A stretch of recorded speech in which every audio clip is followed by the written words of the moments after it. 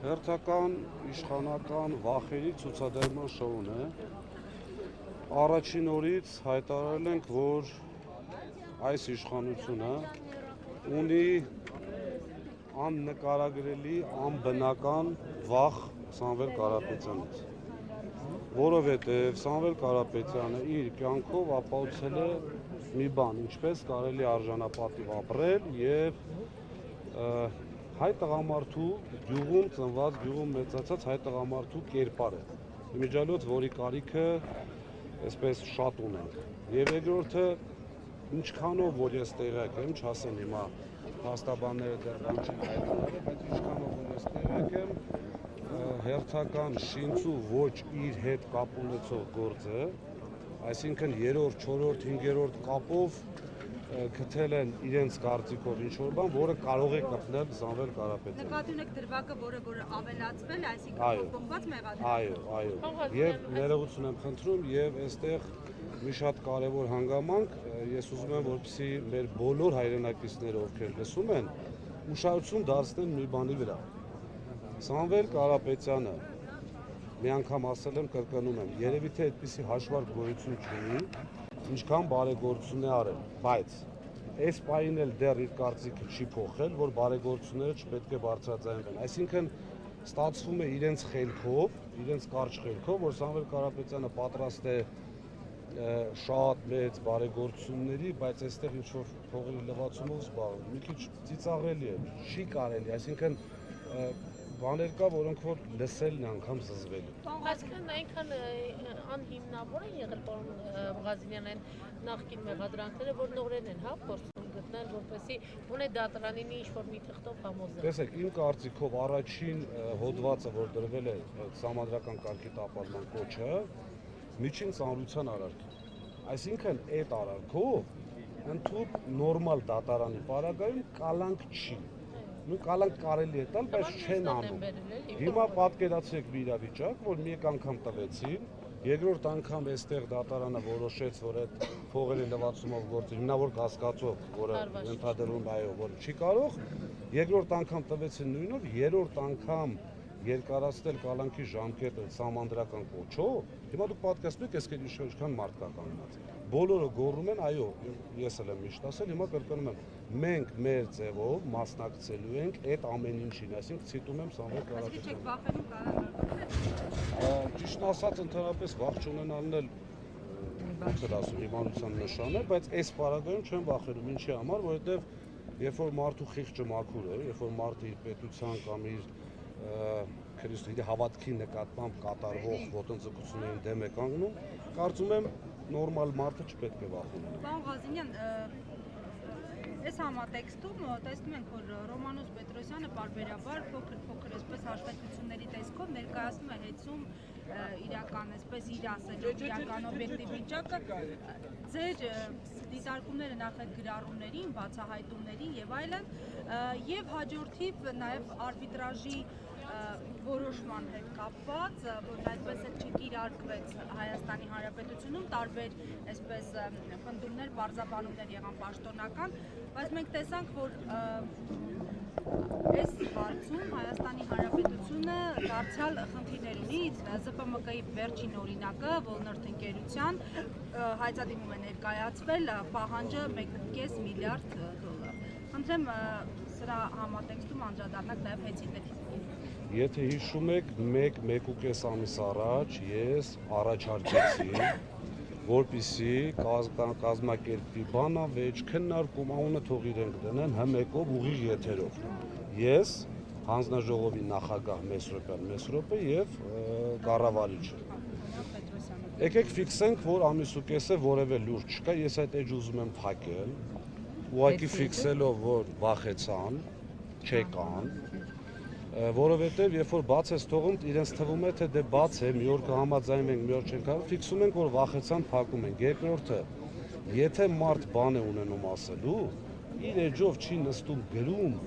երկրորդ կարծիքը չլսելով, չգիտեմ, գիտեք,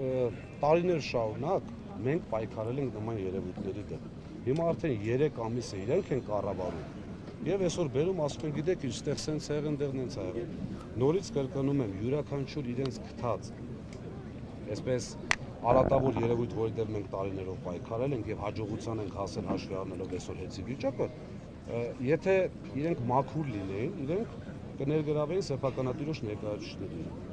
Առաջի օրը այն չեկած արդեն ես ձև չունեի աշխատելու, ապօրին հրամանով ազատեցին։ Լավ, եթե մենք այդքան մեղավոր ենք, ինչի՞ չեք ուզում մեր հետ քննարկեք, նույն հմեկի տաղավարում ապացուցեք իմ կատարած, այսպես ասած, հանցանքները, սխալները։ Հիմա այդ վախը արդեն բնորոշում է, որ իրենք բան չունեն։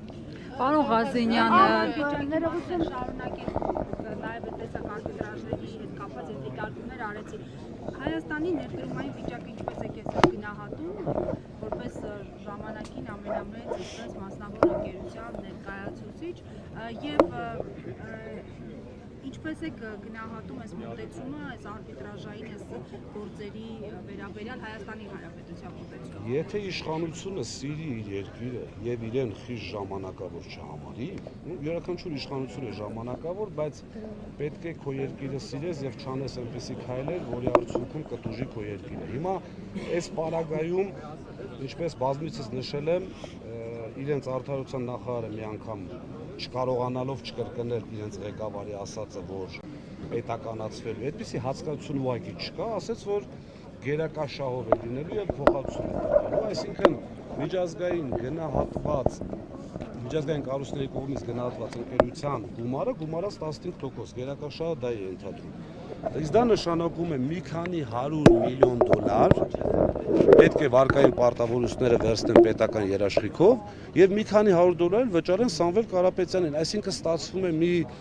այսպես կմահաճույքի կամ վախի պատճառով պետությունը ընդամենը չեմ ուզում հիմա կոնկրետ թիվ ասեմ, որ չասեմ չգնահատած վիճակում թիվ ասում, բայց հավատացեք շատ մեծ թիվ է։ Ինչ վերաբերում է արբիտրաժին,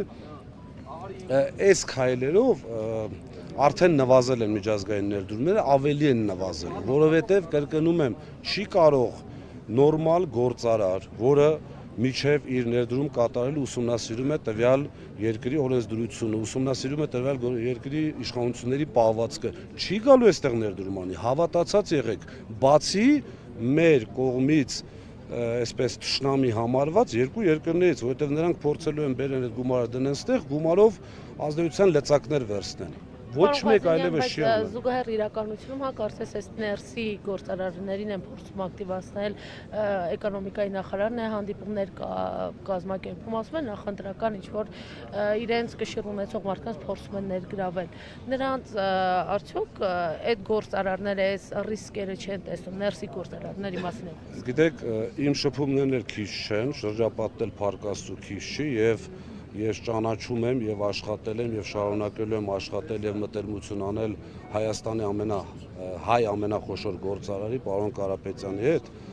հավատացած եղեք այդ շոուները կազմակերպած 90 եւ ավել տոկոսը ոչ իրենց կամքով են գալիս։ Ուղղակի պատկերացրեք իրավիճակ մարդունի բիզնես,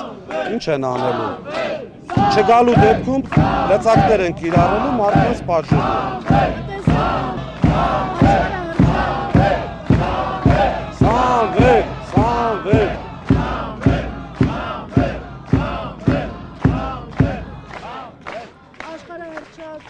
Փաստաբան Ամստերդամի այսօրվա խոսքերը իշխանությունը լայն տարածում է, ասելով, որ պատրաստվում են գրոհեն Հայաստանը, այն խոսքերը, որ ամեն օր գրոհելու են Նիկոլ Փաշինյանին, մինչև Սամվել Կարապետյանը ազատ չարձակվի։ Ինչ կարող եք այս առումով ասել եւ նաեւ մասնագիտական առումով ինչ է նկատի ունեցել։ Այստեղ միայն իրավական տարրերն է նկատի ունեցել, թե նաեւ նկատի ունեցել, չգիտեմ, քաղաքական գրոհը, այլ գրոհ։ Եթե պարոն Ամստերդամը լիներ Մոջահեդ, կհասկանային գրոհել ինչ նկատի ունի, երևի թե հայերեն այսպես ճակերտների մեջ ասածը չի ասել, ստացվելու է, որ այսինքն ինչ է անելու պարոն Ամստերդամը, իրավական ճանապարհով, այո, գրոհելու է, ինչ կա դրա մեջ։ Այդ պարագայում յուրաքանչյուրի իրենց խոսույթների մեջ, իրենց, այսպես ասեմ, քրեական օրենսգրքի հոդվածները չեն հերիքի, արդեն չեն հերիքում իհարկե, բայց ընդհանրապես չեն հերիքի։ Երկրորդը պարոն Ամստերդամը ըստ երևույթին գիտեք ինչ վիճակում է, իրենց չեմ ճանաչում, չեմ խոսել, որպեսզի չասեն այսպես այնպես, բայց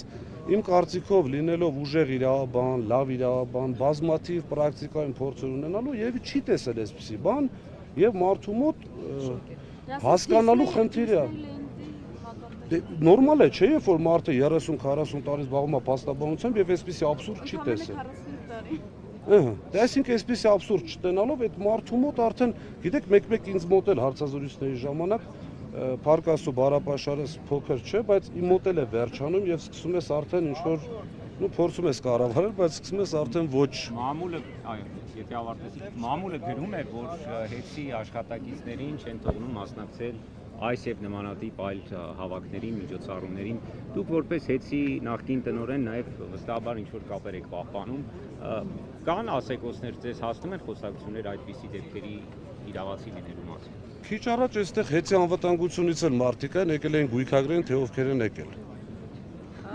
Իհարկե, այսինքն ես զարմանում եմ, որ դուք զարմանում եք։ Դուք հարցրեցիք ինչ եք եկել, պարոն Ղազարյան, Չէ, կարող մի քիչ կոպիտ լինի, դրա համար չհարցրեց։ Մեր նախկին աշխատակիցն է, որը եկել է այստեղ գույքագրի հասկանա տնա ով է եկել, ով չի եկել։